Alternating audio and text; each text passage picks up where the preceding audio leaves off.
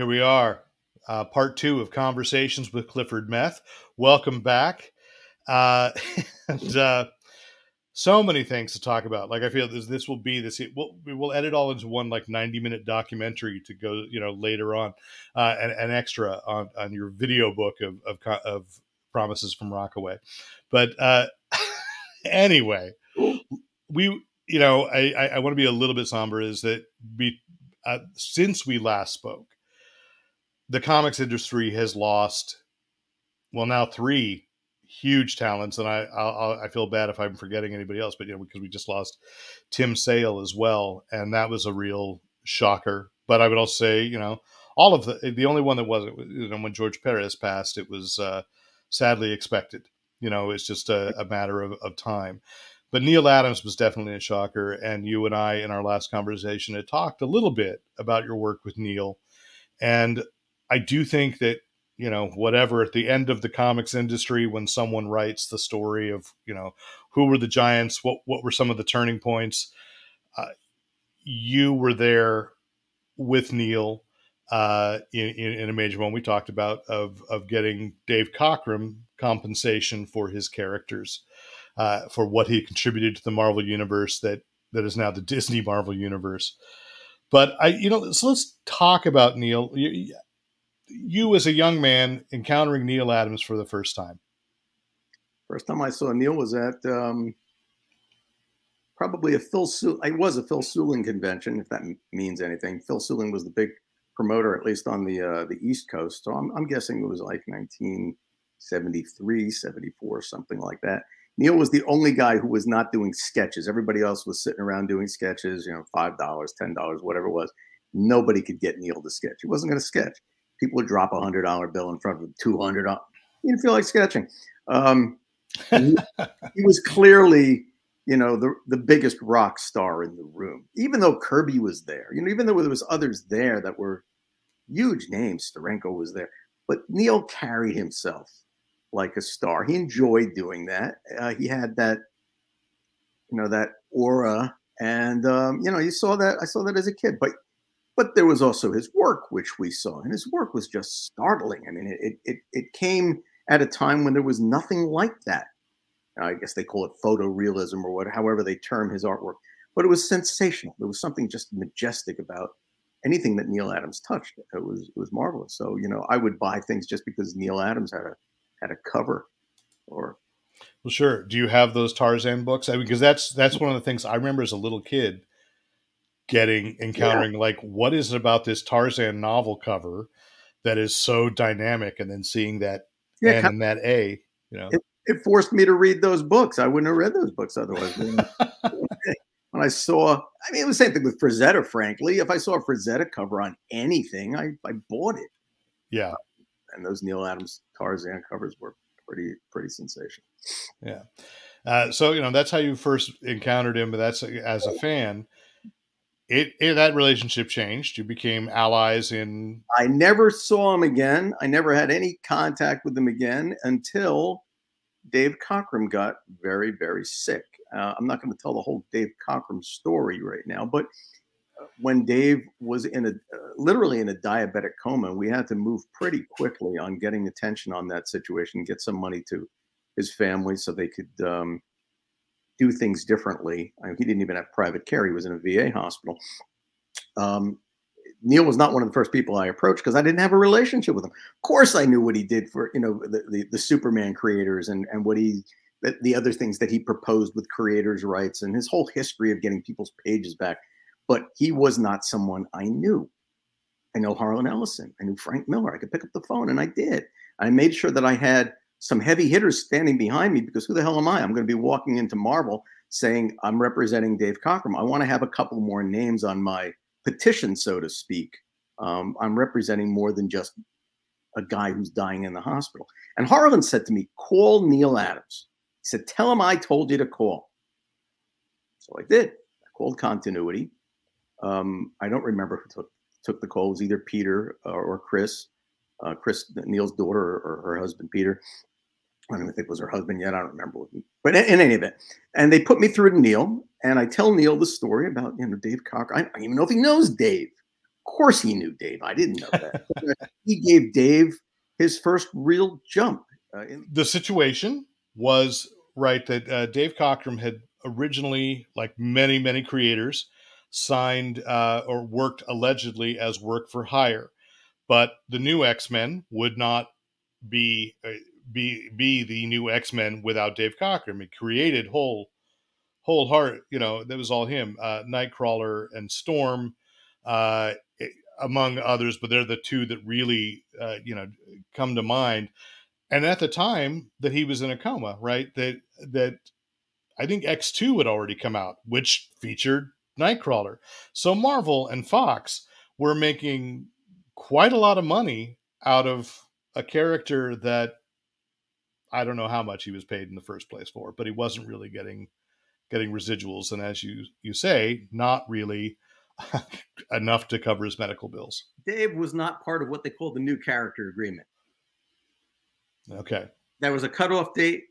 He missed it. He was working there too early. He just didn't get it. He didn't get a piece of Nightcrawler, Storm, Colossus, Mystique, the Black Cat.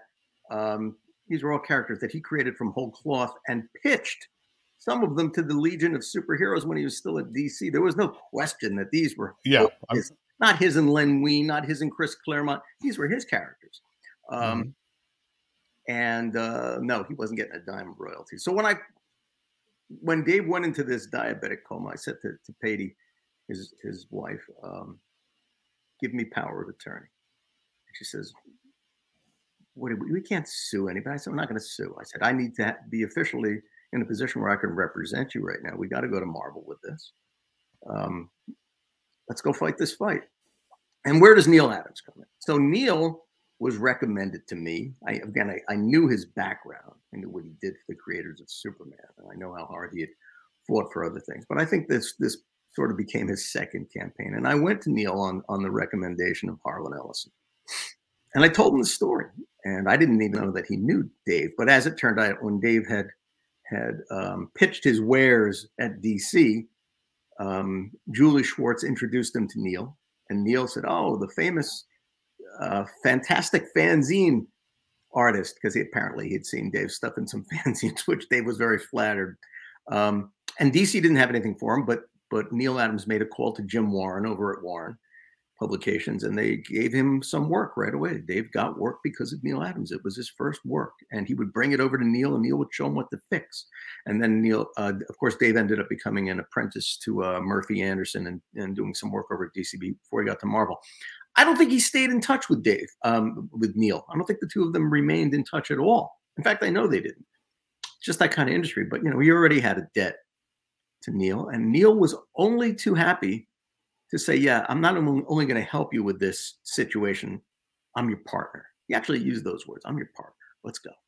And we came up with a battle plan, and we executed it. And that's all in my book, Comic Book Babylon. And it took months, and we brought in the settlement. And Neal and I remained pretty good friends after that. In fact, one of the things he said to me when I brought in the final settlement, he says, Clifford, I could kiss you on the mouth. And I said, well, how about you don't? How about you do like the cover of my next book instead? I mean, that would make me a lot happier. A couple months later, he called me into his studio and started posing me, doing some photography in preparation of that book cover. That book cover was used for my book, One Small Voice, which was published by IDW some years ago. And in fact, recently, before Neal died, but recently they gave me the original black and white pencils for that. It's fantastic. I mean, I have a portrait of myself by Neal Adams, which is kind of cool. Which I did use as kind of the logo for this. Yeah, well, I've got the black and white of that. Oh my gosh! I mean, Neal's pencils, like Neal could just be drawing it with a dull pencil on your wall, and it's still outstanding. Yeah. Yeah, and he was, I don't know if you were involved at the time, that he had tried to unionize too. I mean, every time I hear, that's before my time, but I certainly know the story. Yeah. And I think you guys, I mean, well, we partnered together a number of times after that. Yeah. I mean, Bill Mesner-Loebs, who's an old friend of mine, was in some trouble. Neal and I sort of quietly and sort of publicly raised enough money to buy him a trailer home, and we raised a fair amount of money. We stepped in a couple of times. I mean, Neal would often lead the charge, but he's not going to do everything, and we would strategize, along with his daughter. We'd bring in other people, but I was very much a partner to Neal on rescuing a few folks, and I was awfully happy to do it. Very proud of those moments. If I don't get to heaven, at least I got to glimpse it during those moments. Well, and I want to, again, give the wider impact is I don't think there was, well, now it's called the Hero Initiative. It was, when it started, was a commitment to our roots, actor. Yeah. I don't think that was around. I mean, I think that was a response from people. They were doing something. There was a rudimentary group, and it might have still been called Actor at that time. They might have changed the name. They're restricted. They're not going to like me saying this, but they're restricted, I think, by what they can do, because the people who sit on their board are employed by the people who they're going up against sometimes. They do raise money for people. They do give money away, but this was not about giving money away. This was about a legal battle that was never going to step into a courtroom. We wouldn't have been able to win in a courtroom, but in the court of public appeal, we're pretty good. Yeah. Because I would say, again, to remind people now, people are used to the superstars. There are a few. Neal was one. George Perez was another. I would say right now, Grant Morrison and Neil Gaiman do it well. Neal's in a lot of different, media. Neal helps a lot of people. But I mean, I'd say people see them and go, "Oh, there's a lot of money in this. They're going to be treated well." I think maybe people coming into this industry now are better prepared, because there have been these stories in the past. I think they're treated a little better. I hope a lot better, actually, than the people to whom we owe this entire industry. Jack Kirby, Joe Simon, Siegel and Schuster, everybody but Bob Kane, because Bob had a good lawyer in 1938, whatever, right. But most people got pretty raw deals when all was said and done. Yeah, and that went on for a much longer time than people think. Did you guys work with Gary Friedrich as well, the ghostwriter? I was in touch with him when it was going on. Gary and I spoke, but I didn't participate in that. He didn't ask for any help, nor did I help him anyway. So I'd ask maybe to just kind of people I did help. I mean, if you really want to know, if you don't mind sharing. Not at all. I think that they'd be okay with it. I mean, Rich Buckler was finished. Marvel had blacklisted him, and I changed that. And then he went and screwed it up again. But Rich was very good at tripping himself. I opened the door for Marv Wolfman again. Marvel had completely, I don't know why I use the word blacklist, but they weren't talking to Marv anymore after the lawsuit over Blade. And Marv said, if you can help Cliff, please get it done. So I did. And I was very happy to do that. And a few people here and there, I mean, once I had a relationship with Marvel and they saw I wasn't a bad guy, but that I was persistent and that I knew a lot of people in the media and that I could get them on the Howard Stern show in a negative way, they paid attention to me. In fact, they hired me. But I made it very clear, if you're going to hire me, it doesn't mean you own me. Yeah.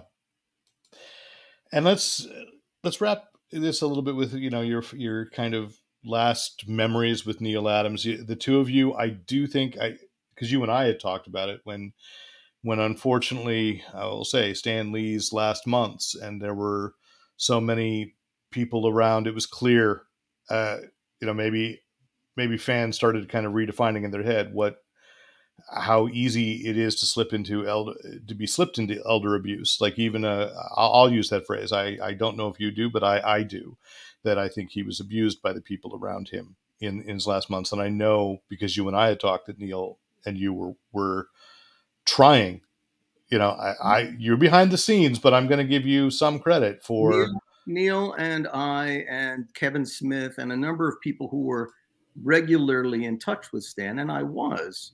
All of a sudden, we were all cut off. Stan wasn't returning calls. Stan wasn't returning emails. Stan, that's not Stan. I mean, if you've known Stan for 6 months, let alone, 30, 40, 50 years, I mean, I had worked with him. He returns your call. He returns your email. And I know his wife had died and he wasn't in a good way, but nevertheless, something weird was going on. We started talking among ourselves. And Neal and I and his daughter, Chris, sort of set up a who's going to do what and how we're going to make sure that this gets real attention, because it became very clear that Stan was not being properly taken care of once Joan was gone. So I had a very close relationship with New York State Assemblyman Dove Hyken. And I said, Dove, I don't have any relationships in Los Angeles with elected officials or with prosecutors. But I said, you know, you being a prominent elected official, you can get their attention more quickly than I can. He said, absolutely. And he made the call to the prosecutor and to the DA and to, you know, a number of agencies over there. And then we did it together, you know, once he made it clear to them that I would be in touch with them, then they paid attention. And they were immediately knocking on Stan's door and, you know, doing, I don't know what they call it, like healthcare checks and welfare checks. And he was shortly thereafter separated from his so-called caregiver, who was then arrested and, you know, seems to have wiggled out of it. But, you know, be that as it may, Stan was at least separated from that guy for the rest of his life. Yeah. So, you know what, again, I'd say maybe a nice wrap up, fond memory of Neal Adams. How would you, you know, sum Neal up if you could? You take away the art. Neal was still he was an absolute leader. You know, he didn't wait to see which way is the wind blowing or is anybody else doing anything about something. He's like, okay, we're going to take care of this. I'm going to take care of this. Who's with me? And that was Neal's attitude about everything. And if you're sick, Neal wants to help. And if somebody died, Neal wants to help. And it was always like that, whether he knew people or didn't know them. He figured if it got on his radar, it was somehow his responsibility. And I agreed with that. And I learned a lot from that. He was a lot older than I am. And I considered him very much a big brotherly figure, not a father figure, but a big brotherly figure. And he enjoyed that position. He enjoyed being able to help people and being able to teach other people how to help people. And there's an old saying, good leaders don't make followers. Good leaders make other leaders. And that was Neal Adams. I think that's a good point.